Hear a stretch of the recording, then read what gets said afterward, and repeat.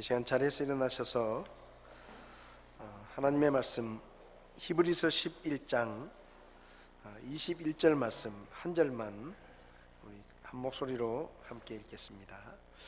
믿음으로 야곱은 죽을 때 요셉의 아들들을 축복하고 자기 지팡이 머리에 의지하여 경배하였으며. 아멘. 잠시 기도하겠습니다. 살아계신 하나님 아버지, 오늘도 저희가 하나님의 말씀을 읽고 주의 말씀을 함께 나눕니다. 주의 성령님께서 우리에게 친히 말씀하시고 말씀을 전하는 자나 듣는 자나 하나님의 뜻을 깨닫게 하시며 이 악한 시대 속에서 주의 말씀을 붙들고 믿음으로 살아갈 수 있도록 저희들을 가르쳐 주시고 성령의 능력을 부어 주시기를 주님 앞에 기도합니다. 부족한 종을 붙들어 주시고 주님이 써 주시옵소서. 예수님의 이름으로 기도했습니다. 아멘. 자리에 앉으시겠습니다. 우리 미국에 계시는 김태숙 자매님 오랜만에 뵙습니다. 한국에 잠깐 나오셨는데 예배 드리러 오셨습니다. 타국에서 사는 게 쉽지 않은데 가족들이 다 가 있는데 잘 지낼 수 있도록 기도해 주시면 좋겠습니다. 지난 주일에는 이삭의 믿음에 대해서 저희들이 살펴보았습니다.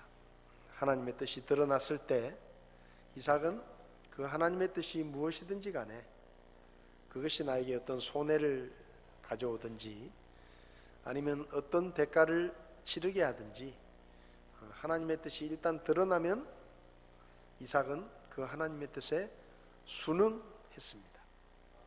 아버지가 그를 제물로 죽이려고 할 때도 이삭은 순응하고 제단에 몸을 눕혔고, 그리고 아내를 구할 때도 하나님의 뜻이라고 믿었기에 아무 말 없이 리브가를 아내로 맞이했죠. 그리고 이삭은 하나님께 드리는 기도의 능력을 믿었습니다. 내가 기도할 때 하나님이 들으시고 그 기도가 결코 헛되지 않고, 그리고 그 기도가 자기의 자손들에게 큰 영향을 끼친다는 것을 믿었기 때문에 이삭은 임종을 앞두고 자기 자녀들을 축복하는 그런 축복의 기도를 드렸습니다. 지난 주일날 우리도 좀 하나님이 주신 기도의 특권을 아끼지 말고 서로 축복하는 일을 좀 더 많이 합시다, 그렇게 말씀을 드렸는데 어떻게 좀 이번 지난 주일 지나고 나서 한 주간 동안 여러분의 자녀들 또 남편 아내 좀 많이 축복해 주셨나요? 가끔 자녀들 머리에 손을 얹고 축복의 기도를 하는 것도 그 자녀들에게는 큰 의미가 있습니다. 안수기도 목사만 하는 게 아니고 성도님들도 할 수 있으니까 여러분의 자녀들을 머리에 손을 얹기도 하고 때로는 끌어안고 축복하는 기도들을 많이 하시면 좋겠습니다. 그래서 기왕이면은 우리 교회 식구들이 축복을 많이 받아야 되지 않겠습니까? 우리가 기도하면 하나님이 들으시고 그 기도에 응답하시는 살아계신 하나님이 우리가 믿고 섬기는 하나님이십니다. 그래서 자주 축복하시고 또 그렇게 기도해 주시면 좋을 것 같습니다. 오늘 이 시간에는 야곱의 믿음에 대해서 살펴볼 텐데요. 야곱의 믿음에 대해서도 히브리서 11장 21절에 한 절 기록되어 있습니다. 믿음으로 야곱은 죽을 때라고 기록이 되어 있습니다.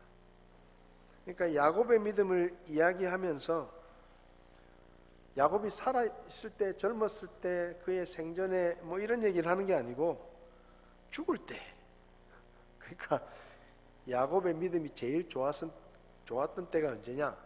죽을 때였다. 그렇게 볼 수 있습니다. 야곱의 생애를 이야기하면서 야곱이 죽을 때라고 이야기합니다. 여러분, 신앙생활을 하는 사람들의 모습을 보면 처음에는 막 열정적으로 신앙생활을 하고 하나님을 섬기고 헌신하고 봉사하다가 좀 세월이 지나면 시들시들해지다가 어느 날 갑자기 교회에서 사라져버리는 그리고 다시는 돌아오지 않는 이런 사람들 있잖아요. 젊었을 때는 결혼하기 전에는 그렇게 열심히 주님을 섬기고 헌신하고 교회 일이라면 앞장서서 섬겼던 그 청년이 결혼을 하고 애를 낳고 나이가 한 40대 중반쯤 되니까 어느 날 소리 소문 없이 사라져버리고 다시는 돌아오지 않는, 처음에는 믿음이 좋은 것 같았는데 세월이 가면서 믿음이 시들해져 버리는 이런 사람들이 있습니다. 근데 또 그 반대의 사람들이 있어요. 처음 예수 믿고 교회 왔을 때는 어리버리하고 정말 헌신도 안 하고 믿음이 있나 없나 라는 생각이 들 만큼 그냥 자기밖에 모르고 교회는 대충 다니는 것처럼 보이던 그런 사람들이 어느 날부터 서서히 달라지기 시작하더니 그 믿음이 더 깊어지고 성숙해지고 나이가 들면서 성숙한 믿음의 삶을 살다가 죽을 때에 믿음의 고백을 하고 멋진 성도의 모습으로 삶을 마치는 그런 성도들도 있습니다. 어릴 때와 젊었을 때 야곱은 욕심꾸러기였습니다. 자기가 원하는 것을 얻기 위해서는 수단 방법을 가리지 않는, 어떻게 보면 비열하고 어떻게 보면 다른 사람을 잘 속이는 그런 사람이었습니다. 근데 그 야곱이 오늘 말씀을 보면 죽을 때에 이 야곱이 요셉의 아들들을 축복하고 자기 지팡이 머리에 의지하여 경배했다.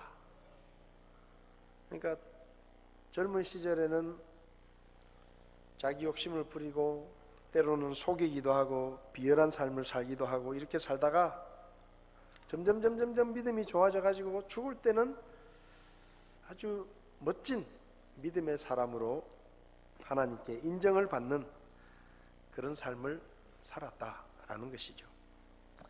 어머니의 뱃속에서 지기 싫어서 쌍둥이 중에 자기가 먼저 태어나겠다고 그 뱃속에서도 싸우고, 형이 자기보다 조금 먼저 태어날 것 같으니까 자기 먼저 못 나가게 하려고 발목을 붙잡고 형이 못 나가게 붙잡고 발목을 붙잡고 태어난 사람이 바로 야곱입니다.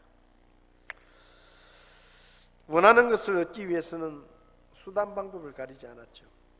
형이 배고픈 틈을 타서 팥죽을 줄 테니 장자권을 내놓으시오 하고 대가를 얻어냅니다.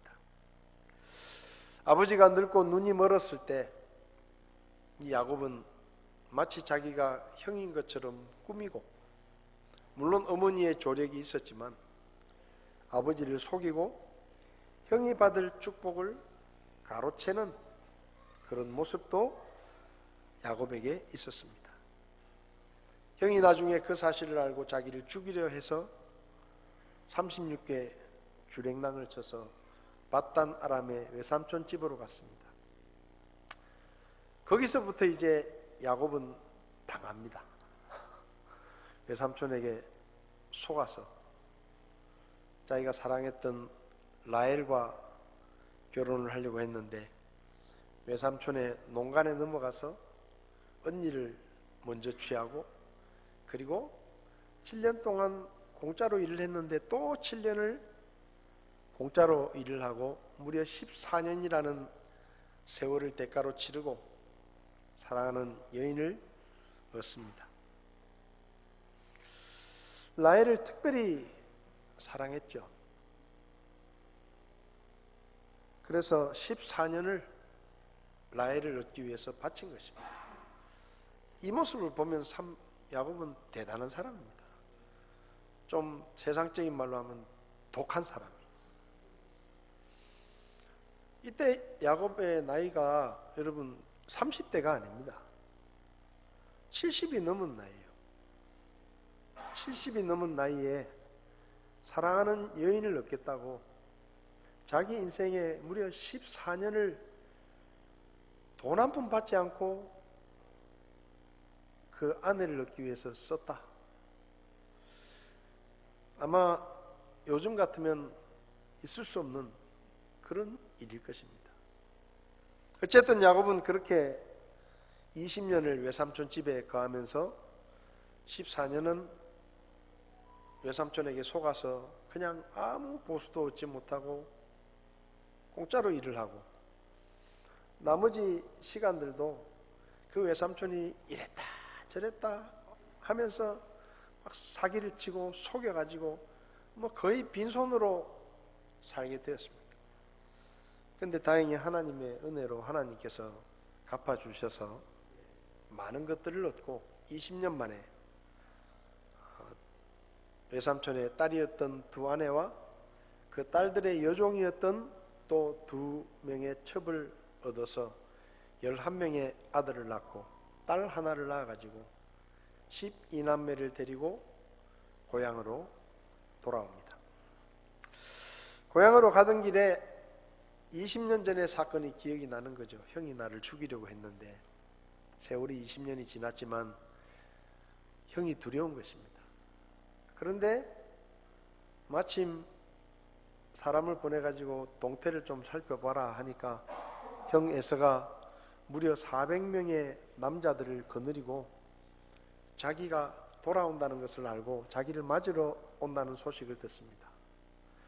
야, 20년 만에 고향으로 돌아가는데 형이 나를 맞이하러 400명을 데리고 온다. 무슨 말이겠습니까?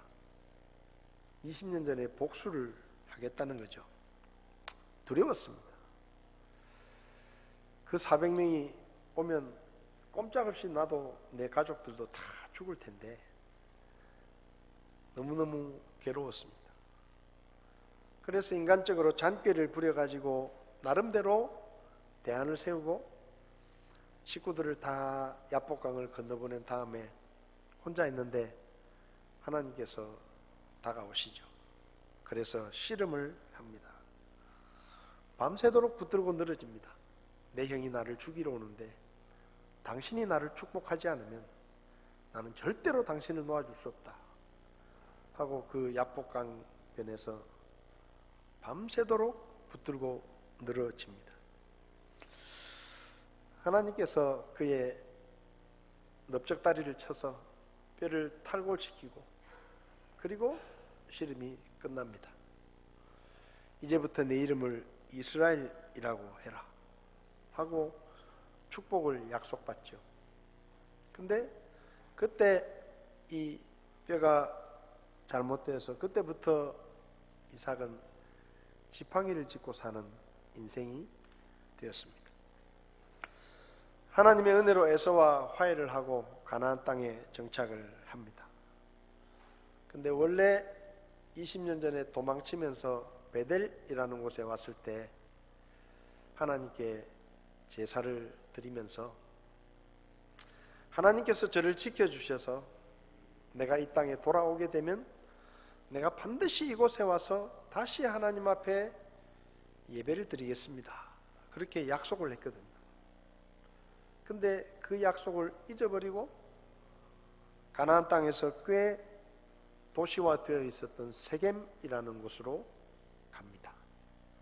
그 세겜에 있는 동안에 하나밖에 없는 딸 디나가 그 세겜의 사람들에게 성폭행을 당하는 그런 일을 겪습니다. 그래서 화가 난 오빠들이 이 세겜 사람들에게 혼인을 시켜줄 테니까 할례를 받아라. 그래가지고 남자들이 전부 할례를 받고, 요즘으로 말하면 포경수술 같은 건데요, 할례를 받고 누워있는 동안에 이 두 오빠가 세겜 성에 들어가서 그들을 다 잔인하게 죽입니다. 딸이 성폭행을 당하고 두 아들은 복수심에 불타서 잔혹하게 세겜 사람들을 죽이는 그런 일을 겪습니다. 그리고 나서 비로소 하나님께서 야곱에게 베델로 가라. 네가 나에게 약속을 했는데 왜 그 약속을 잊어버리고 세상에 빠져서 세상에 좋은 것들이 많이 있어 보이는 세겜에 머물다가 이런 일이 일어나느냐. 이제는 베델로 가라.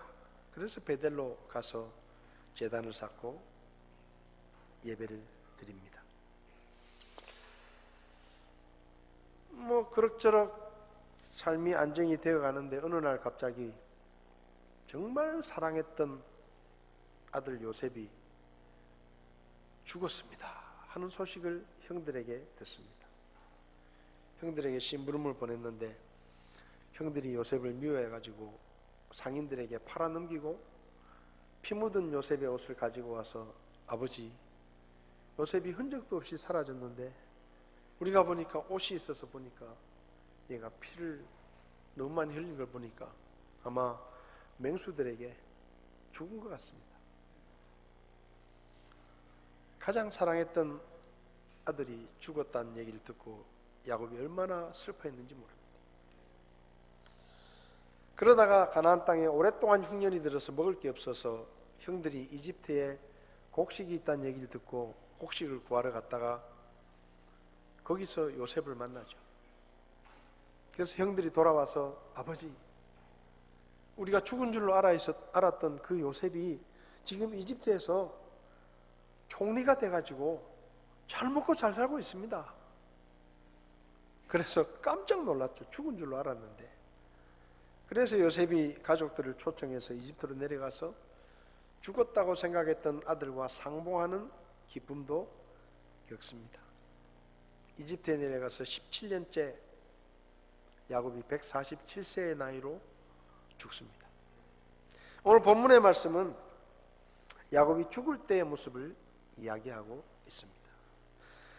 믿음으로 야곱은 죽을 때에 요셉의 아들들을 축복하고 자기 지팡이 머리에 의지하여 경배했다 라고 짧게 기록되어 있지만, 어쩌면 이 말씀은 아까 말씀드렸지만 야곱의 믿음이 가장 좋았을 때가 죽을 때였다, 그런 의미도 포함이 되어 있을 것입니다.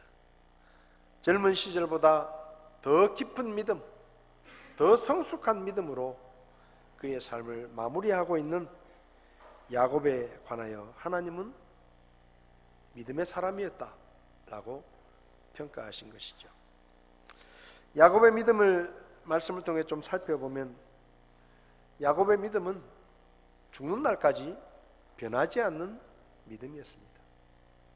물론 그 믿음이 젊은 시절에는 좀 희미한 것처럼 보이고 믿음이 시원찮게 보이고 그다지 성숙한 믿음이 아니었을지라도 야곱은 그 믿음을 끝까지 간직하고 죽을 때까지 그 믿음이 변치 않았던 사람이었다 라고 하나님이 평가하신 것입니다. 믿음으로 시작했지만 믿음을 지키지 못하고 믿음의 자리를 떠나가는 사람들이 많은데, 야곱은 죽을 때까지 하나님을 믿는 그 믿음을 지켰고, 그리고 죽을 때에 믿음의 사람답게 그 인생을 마쳤다라는 것이죠. 학생 때나 청년 때 그 믿음이 뜨거웠지만 세월이 지나면서 믿음이 시들해졌다가 교회를 떠나버리는, 믿음의 자리를 떠나버리는 사람들이 많습니다. 그런데 야곱은 끝까지 믿음을 지켰습니다. 저는 사람이 죽을 때 믿음을 지킬 수 있다고 하면 참 복된 일이다 라고 생각을 합니다. 인생을 마감할 때 믿음의 모습으로 삶을 마칠 수 있다면 그 인생은 얼마나 하나님이 기뻐하실 것인가 생각합니다.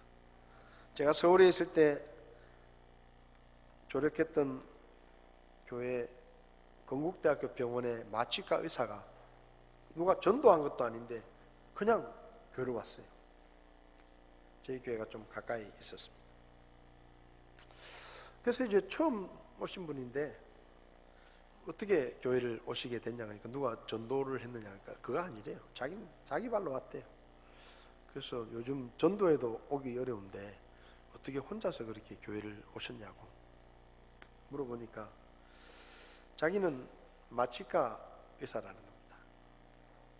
근데 이제 수술을 앞두고 전신 마취를 이렇게 하는데, 전신 마취를 하면 사람들의 반응이 이제 이렇게 보는 거죠. 어떤 사람은 혹시 수술이 잘못돼서 죽진 않을까, 너무 공포스럽게 너무 걱정을 하면서 그렇게 마취에 들어간다는 거예요. 근데 대체적으로 수술을 앞두고 전신 마취를 하는 사람들 중에 예수님을 믿는 사람들이 평안하더라, 참 편안하게 이렇게 마취를 하더라는 거죠. 그게 이제 뭐 그냥 뭐 한두 명 그런 게 아니라 자기가 병원에서 일을 하면서 보니까 믿는 사람들이 거의 대체적으로 대부분 다 대수술을 들어가면서도 농담을 하기도 하고 또 이렇게 미소를 짓기도 하고 아주 편안한 모습으로 이렇게 병원 그 수술실로 들어간다는 거예요. 그래서 이분이 신기하다는 거죠. 똑같이 수술실에 들어가는데 안 믿는 사람들은 막 공포에 질려 두려워하고 죽지 않을까 막 걱정하면서 막 불안한 모습으로 들어가는데, 그 믿는 사람들은 그 대수술 들어가면서도 평온하게 이렇게 하니까 이게 도대체 뭐냐 궁금해지더라는 것입니다. 그래서 교회를 찾아왔어요. 도대체 예수 믿는 사람들은 수술하다가 죽을 수도 있는데 그 안 믿는 사람들은 전부 벌벌벌 떨면서 들어가는데 어떻게 예수 믿는 사람들은 그렇게 수술실에 들어가면서도 그렇게 평안하게 들어가는지 내가 궁금해서 왔다고 그렇게 얘기를 하더라고요. 여러분, 우리가 믿음 안에서 삶을 마치게 되면 그 모습이 누군가에게 믿음의 도전을 줄 수도 있는 것입니다. 우리가 믿는 믿음을 말하지 않아도 우리가 인생을 마치는 우리의 모습이 사람들에게 천국의 존재를 보여줄 수 있고 우리의 믿음이 어디를 향해 가고 있는지를 보여줄 수 있다는 것이죠. 야곱의 삶은 그런 삶이었습니다. 그가 젊었을 때 욕심쟁이의 삶을 살고 수단과 방법을 가리지 않고 자기가 원하는 것을 얻어내려는 그런 인간적인 모습들이 있었을지 모르지만 그가 인생을 마칠 때 하나님께서는 그의 인생을 믿음의 사람이었다라고 평가하십니다. 사람이 어떻게 죽느냐 하는 게 중요해요. 누가복음 16장을 보면 거지 나사로와 부자가 나옵니다. 부자는 잘 먹고 잘 살았습니다. 요즘으로 말하면 웰빙의 삶을 살았습니다. 잘 먹고 좋은 집에서 좋은 옷을 입고 좋은 음식을 먹으며 늘 친구들을 불러다가 잔치를 하고 인생을 즐기며 웰빙의 삶을 살았습니다. 근데 죽었어요. 근데 그의 죽음은 좋은 죽음이 아니었습니다. 그런데 거지 나사로는 웰빙과는 상관이 없는 삶을 살았습니다. 빌어먹으면서 성경을 보면 독한 피부병에 걸려서 온몸이 헐어있고 심지어 개들이 와서 그 상처를 핥는 그런 비참한 삶을 살았습니다. 그런데 나사로는 잘 죽었습니다. 굳이 이야기하면 웰빙의 삶은 살지 못했지만 웰다잉, 죽는 건 잘 죽었다 이 말이에요. 여러분, 우리가 잘 죽어야 돼요. 잘 죽어야 돼요. 우리 교회 안에도 연세가 드신 분들이 많이 계십니다. 얼마나 저에게 믿음의 도전이 되는지 몰라요. 이분들이 몇십 년 동안 믿음의 자리를 지키고 연세가 드셔서 80, 90이 되어서도 그 믿음의 자리를 떠나지 않고 계속해서 그 자리를 지키며 하나님을 섬기고 예배자의 삶을 살고 계시는 그런 모습들이 저에게는 얼마나 큰 축복이 되는지 모릅니다. 이번에 친교회를 가서도 목회를 하시다가 은퇴를 하셔서 머리가 이렇게 새셨는데 그 은퇴하신 원로 목사님들이 친교회에 오셔서 예배 시간에 그 앞자리에 본을 보이시면서 앉아 계신 모습을 보면서 참 제 마음에 많이 힘이 되었습니다. 여러분, 이 세상에서 잘 먹고 잘 사는 것 중요합니다. 저는 우리 성도님들도 이 세상에서 잘 먹고 잘 살고 돈도 잘 벌고 좋은 집에서 그렇게 살기를 기도합니다. 예수 믿는다고 뭐 가난하게 살아야 됩니까? 예수 믿는 사람들도 잘 먹고 잘 살면 좋습니다. 그런데 문제는 뭔가 하면 기껏 100년도 안 되는 이 땅에서의 웰빙의 삶에 너무 시간을 들이다 보니까 영혼의 세계에 대해서 무관심하고 그저 이 땅에 있는 것이 전부인 줄 알고 살다가 아무런 준비 없이 죽음의 순간을 맞이하면 그것보다 더 큰 비극이 없다는 것입니다. 창세기 47장을 보면 요셉이 총리로 있는 이집트에 내려가서 요셉이 모시고 있는 파라오 왕을 만납니다. 파라오 왕이 묻습니다. 연세가 얼마나 되셨소? 그때 야곱이 이렇게 대답합니다. 창세기 47장 9절을 보면 야곱이 파라오에게 이르되 내 순례 길에 햇수의 날이 130년입니다. 내 삶의 햇수의 날이 얼마 안 되고 험악했습니다. 내가 130년을 살았는데 내 조상들의 연수에는 비기지 못할 만큼 짧지만 험악했습니다. 말 그대로 야곱은 험악한 인생을 살았습니다.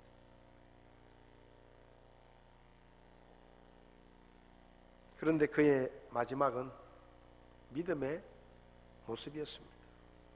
믿음으로 야곱은 죽을 때에 야곱은 믿음의 길을 떠나지 않았습니다. 젊은 시절에 별 볼 일 없는 믿음, 형편없는 믿음, 그런 믿음으로 시작했을지 모르지만 그의 마지막은 말 그대로 웨일다잉의 믿음의 죽음이었습니다. 나무는 세월이 지나면 속이 텅텅 비어갑니다. 그런데 우리의 믿음은 세월이 가면 갈수록 더 채워져야 합니다. 고목이 아니라 거목이 되어야 합니다.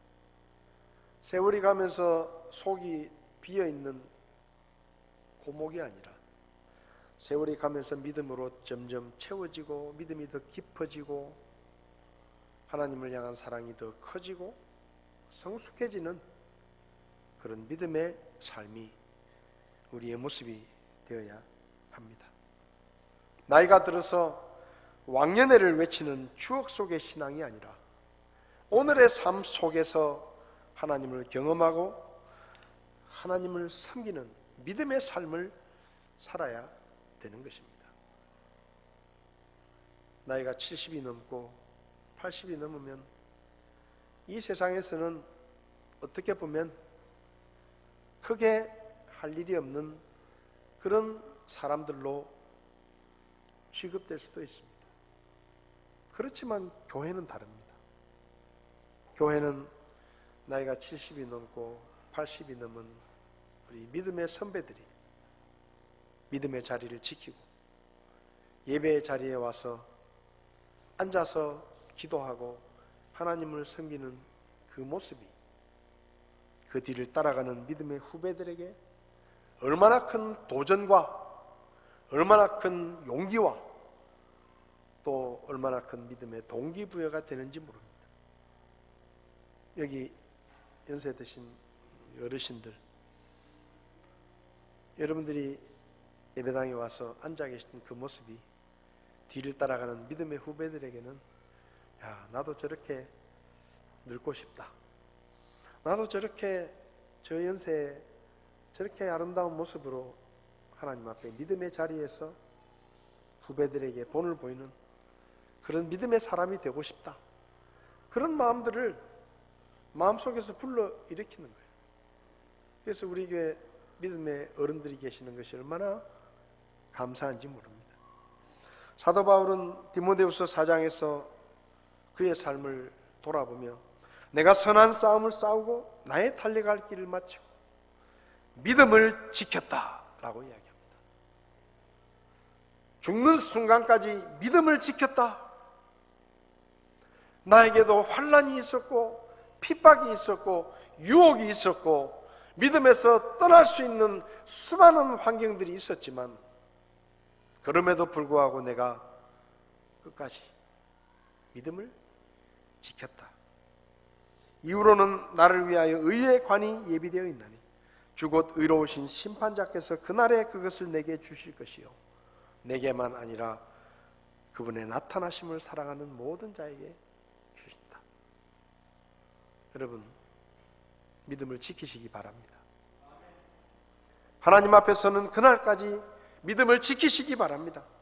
그래서 히브리서가 다시 쓰여진다고 하면 믿음으로 누구누구는 죽을 때에 그때도 믿음으로 살았다라고 우리의 삶이 기록될 수 있기를 바랍니다.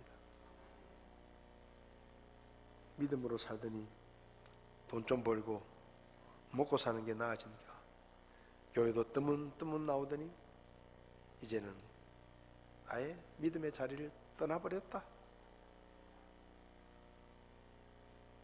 사도 바울이 이렇게 말했죠. 대만은 이 세상을 사랑하여 나를 버리고 데살로니가로 갔고. 기가 막히잖아요. 한때 믿음의 동역자였던 사람이 세상을 사랑하여 나를 버리고 주님을 버리고 믿음을 버리고 세상으로 떠나갔다.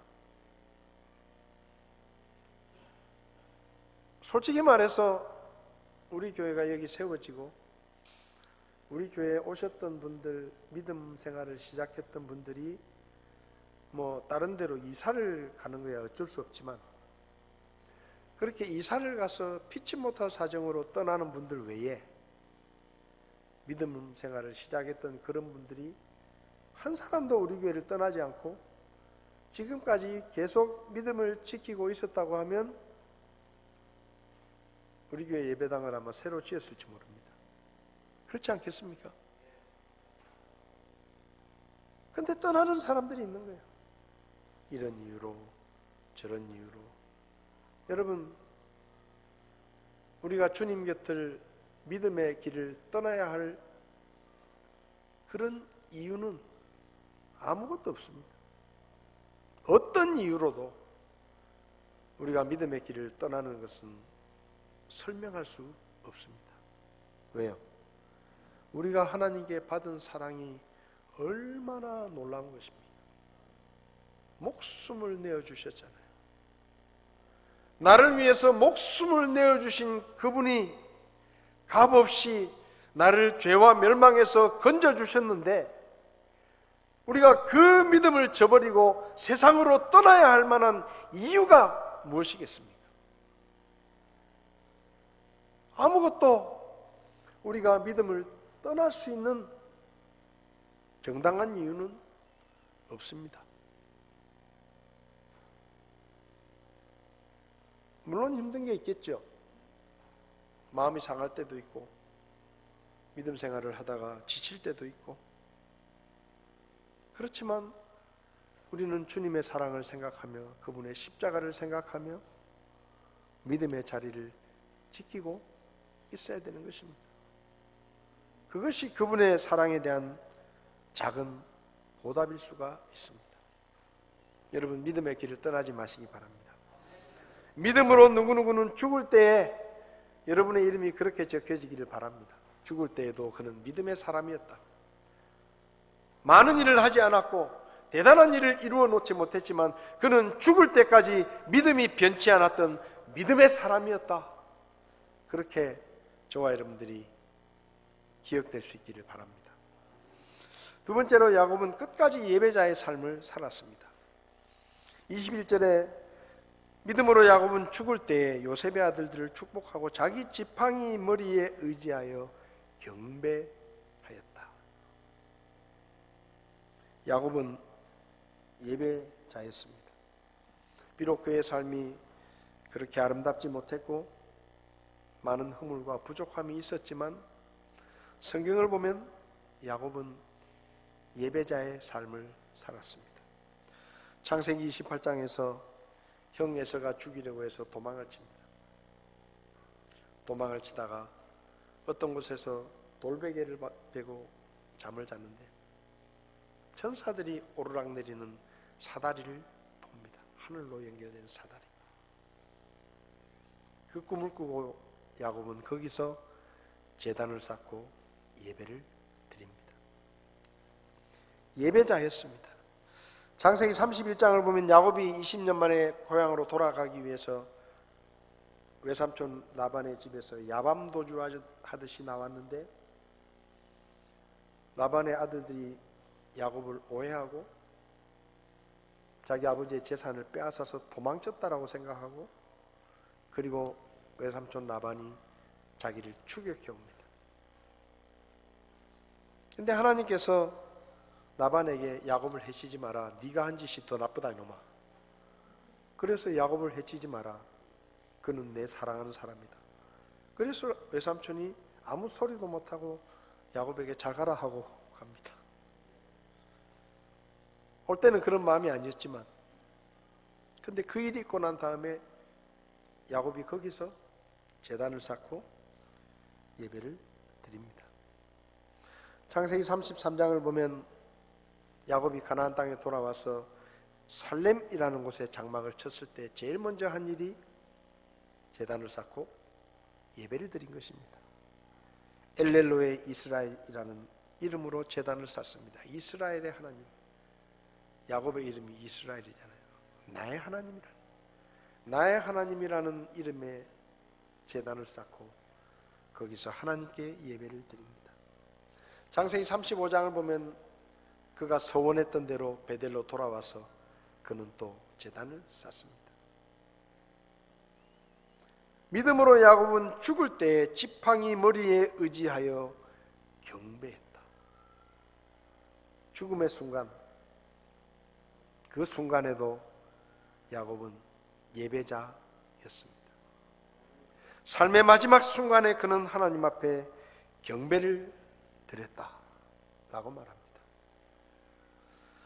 남북전쟁이 한창 치열했을 때 아브라함 링컨 대통령은 바쁜 중에서도 교회 나가서 예배 드리는 일을 빠지지 않았다고 합니다.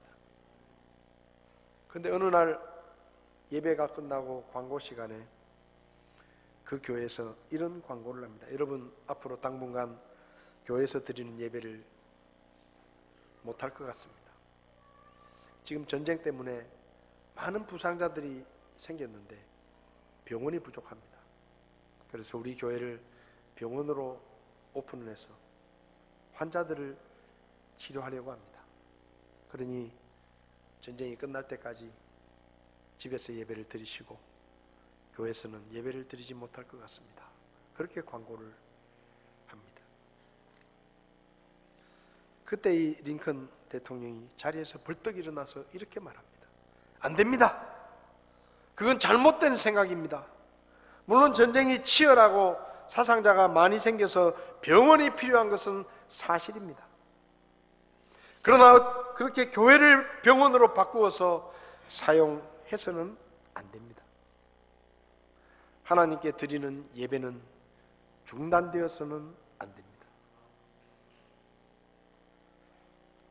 나라가 어려울수록 우리는 더욱더 하나님께 예배를 드리고 하나님께 가까이 나아가야 합니다 하고 공개적으로 반대를 합니다. 대통령이 반대를 하는 거예요. 그러니 그 교회는 계속해서 예배를 드렸습니다. 북군의 승리로 전쟁이 끝나고 그 예배는 계속되었습니다. 여러분, 우리는 코로나 시기를 거치면서 우리들의 예배가 얼마나 약해져 있는지를 절실하게 느꼈습니다. 교회 모이지 마십시오. 예배 드리지 마십시오. 10%만 모여서 예배를 드리십시오.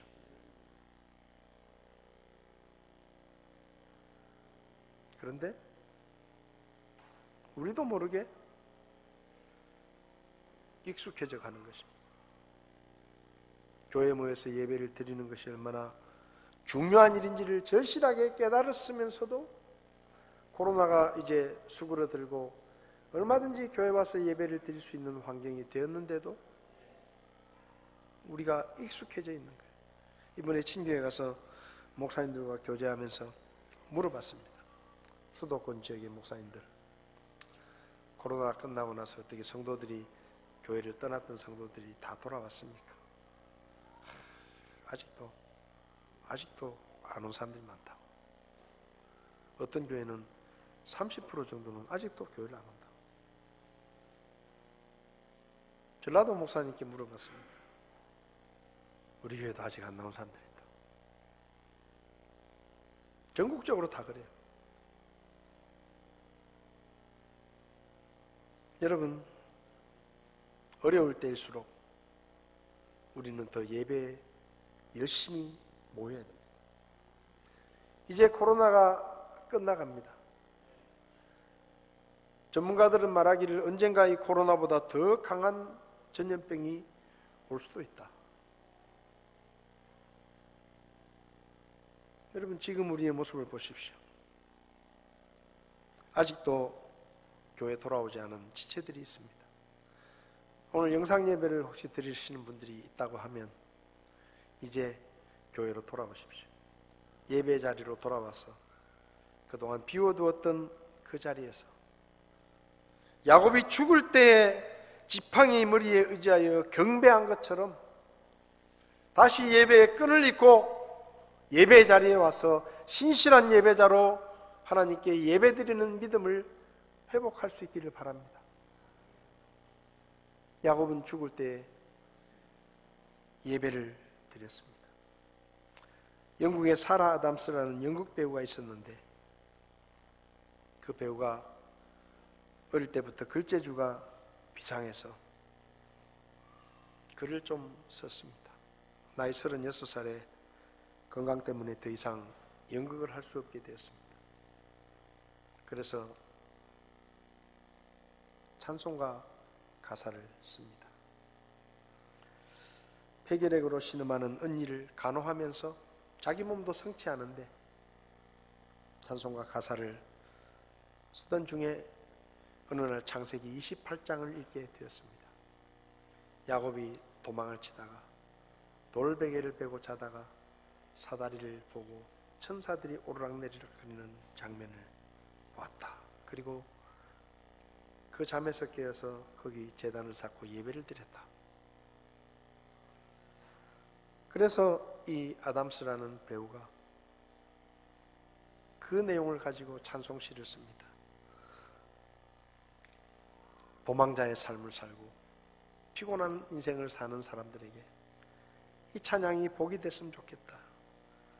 내 주를 가까이 하게 하면 십자가 짐 같은 고생이나 내 일생 소원은 늘 찬송하면서 주께 더 나가기 원합니다. 내 고생하는 것 옛 야곱이 돌베개 베고잠 같습니다. 꿈에도 소원이 늘 찬송하면서 주께 더 나가기 원합니다. 예배자, 우리가 직장을 포기할 수 있고 목회를 은퇴할 수도 있고 우리가 병석에 누울 수도 있지만 우리가 포기할 수 없는 우리의 이름, 예배자, 하나님 앞에 드리는 예배자, 우리는 예배자입니다. 우리의 예배는 죽을 때까지 계속 되어져야 합니다. 믿음으로 야곱은 죽을 때에 경배했다.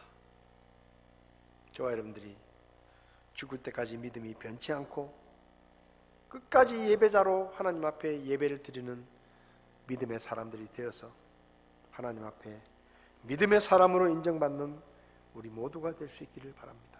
자리에서 일어나시겠습니다. 다 자리에서 일어나십시오. 338장 내 주를 가까이 하게 함은 십자가짐 같은 고생이나 하나님, 제가 죽을 때까지 믿음의 자리를 떠나지 않겠습니다. 제가 죽을 때까지 예배자의 자리를 비워놓지 않겠습니다. 예배자로 제가 주님을 섬기겠습니다.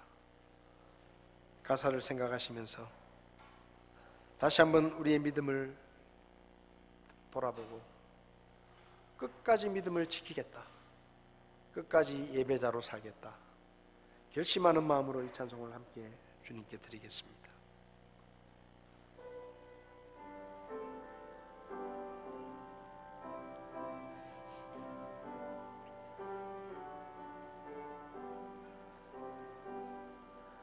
내 주를 가까이 하게 함은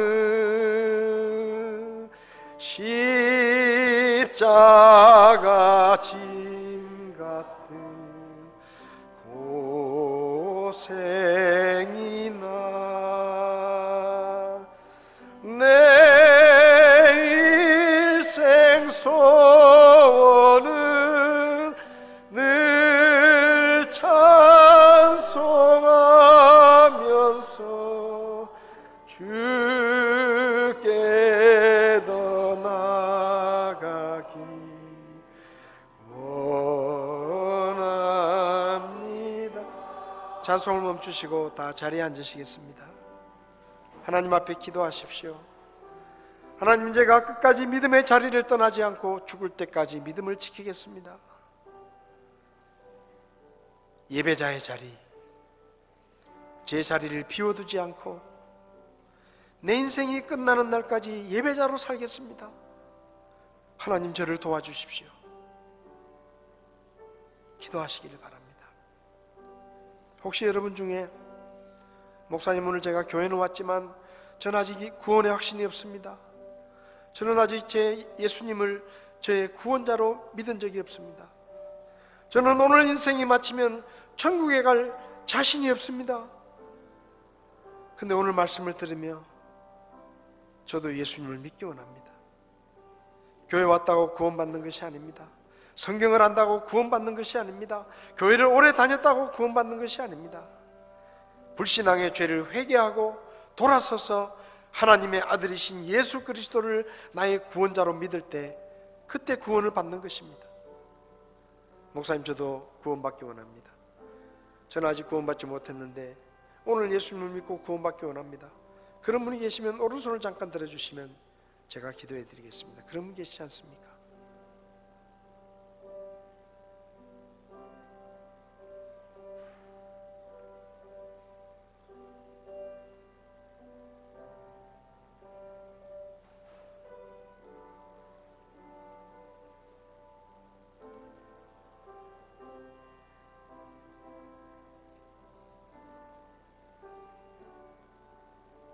고마우신 하나님 아버지, 쓸모없고 더러운 죄인이었던 저희들을 구원해 주시고 예배자로 세워주시고 믿음의 사람으로 세워주신 것 감사합니다. 주님 앞에서는 그날까지 야곱의 삶을 믿음으로 야곱은 죽을 때라고 기록했는데, 하나님 아버지, 우리도 우리의 숨이 끊어지는 그날에 믿음의 자리에 있기를 원합니다. 예배자의 자리에 있기를 원합니다. 우리가 믿음을 떠나지 않도록 도와주시고 끝까지 믿음을 지키게 하시고 예배의 자리에서 하나님께 경배하며 하나님을 섬기는 믿음의 사람으로 살아갈 수 있도록 저희를 도와 주시옵소서. 혹 교회를 떠나간 사람들, 믿음에서 실족한 사람들, 아버지, 우리가 그들을 위해서 기도합니다. 하나님, 그들이 다시 믿음의 자리로 돌아올 수 있도록 도와주시옵소서. 우리가 그들에게 믿음의 권면을 할 수 있도록 도와주시옵소서.